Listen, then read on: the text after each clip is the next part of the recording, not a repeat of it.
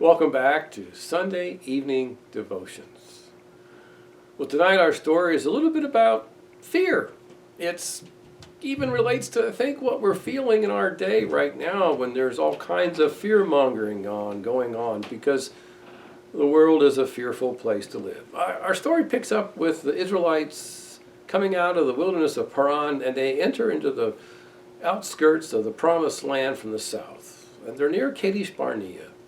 And the Lord commands Moses to send 12 spies, 12 men, leaders from each of the 12 tribes, into the land to spy it out and to report back to the people as to what they find. Joshua, the son of Nun, from the tribe of Ephraim, and Caleb, from the tribe of Judah, are amongst the 12. And so the men go into the land, and they spend 40 days going from south to north and back again. And they observe the land, and they bring back the produce of the land, and they come back with their report. And at first the report sounds pretty good because it's all about how the land really is a land of milk and honey, and there's plenty of food, and it's a beautiful land and all of that. But then the spies say, yes, but the giants live there, and we were grasshoppers in their sight, and there's fortified cities, and how can we take them? And besides that, the land devours its people. Now that's always been a curious statement to me. But I think what that involves is the fact that there's wars. There's people that were warring back and forth. The land was a desired land. And if you know anything about that part of the world, well, empire after empire is crisscrossed back and forth trying to have control of that piece of real estate. And so, yeah, in human terms, there is lots of death there in that land. There is a devouring going on of nation to nation. So the people hear this report and they're fearful. And then the people hear from Caleb and Joshua, and they try to encourage them and say, yeah, but don't think about that. God has promised to give us. He's taken away their protection. They can't stand before the Lord. The Lord is with us. And they try to encourage the people, but the people wouldn't hear it. And so they begin to murmur in their tents, and they are fearful of what may happen, and they get to the point where they're ready to stone Caleb and Joshua and Moses and Aaron, and they want to have a new leader to take them back to Egypt. Moses is pleading with the people, and then the cloud of God's glory appears. And yes, God is angry. He's angry because they don't believe his word. He's angry because they do not trust him. And it's the final straw, as he said, they have disobeyed my voice for these 10 times.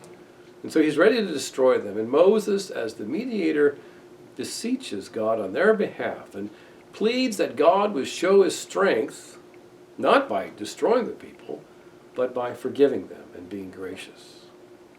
God agrees to what Moses says. However, he promises that the people will indeed suffer the discipline for their lack of belief. And so he said that for as many days, number of days that those spies were in Canaan, that for that many years, 40 years, that generation of 20 years old and older would wander in the wilderness, and that God would give the land as he promised to their children. Well, that's a heartbreaking message. The people are despondent over this news. They decide in the end then that they would go up and face enemies. Why die in the wilderness? Let's go and see if we can take the land. Moses warns them not to go. But they go anyway, and they are defeated. It's a sad story. It's a story of the people giving in to fear. Well, we live in a fearful time when there's lots of fear-mongering going on. The world is always doing that. It's always causing us to fear this and to fear that because it looks at itself. When we look at ourselves, we see our inability. When we look at what we're going to get, we see what we can't get.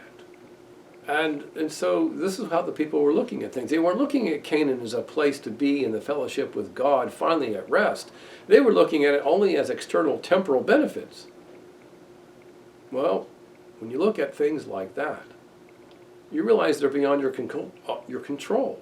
None of us can get to heaven. None of us can earn God's pleasure by doing things on our own. It's all by grace. We have to trust in that grace. And that's what casts away fear when we trust in God's grace. But the people of Israel, at that time, at that moment, were not trusting. They were looking at themselves, just as we often do. And so those two lessons, I think, apply to us today. And the lesson of the mediator also applies to us, because as Moses pled for the people and God agreed, so Jesus knows our weakness. He knows our fears, and he is pleading to God for us. And he has faced Satan and the world and all of his temptations and all the wrath of God for us that we might not fear. How many times did Jesus say to the disciples, "Fear not"? And how else can you explain martyrs who, facing certain death, even though fearful, but that fearfulness didn't cause them to flee? No, they stood. They stood in the promises of God. They stood because they trusted in God. They felt and they wanted and they desired God's fellowship more than anything else in this world. Well, that's what we must want. And that's what must motivate us. We shouldn't be fearful of the world. We should be trusting in God and wanting fellowship with him and wanting to see that played out in our lives. So this lesson is really helpful to us. It shows us how to live boldly. It teaches us the weakness of flesh, but the strength of the Spirit.